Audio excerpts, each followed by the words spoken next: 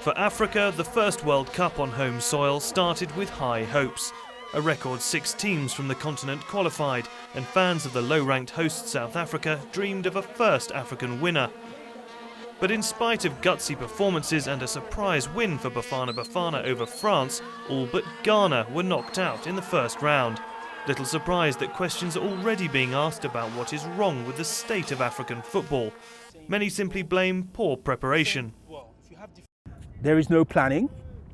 There is no professionalism in the way the national teams are prepared for competitions. You have a situation where coaches, you look at Ivory Coast for instance, then you bring Sven-Goran Eriksson, you don't appoint him until the end of March, and then he doesn't meet the players until they're in a training camp in Switzerland in the 3rd week of May. That is ridiculous. You cannot prepare a team for a World Cup this way.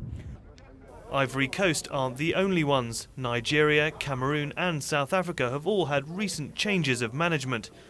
And after 3 straight losses, Cameroon's French manager Paul Le Guen has already said he will step down.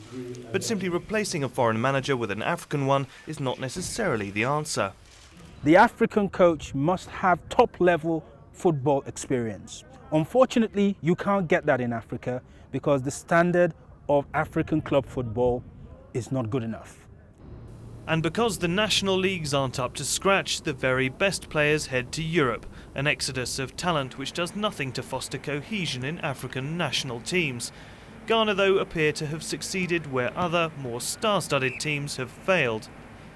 Ghana don't have big name players. They don't have television players. They don't have paper players. It's a unit. They're working as a unit. They're working for each other. They're fighting for each other. Ghana now face the USA in the 2nd round, the side they beat 4 years ago in Germany.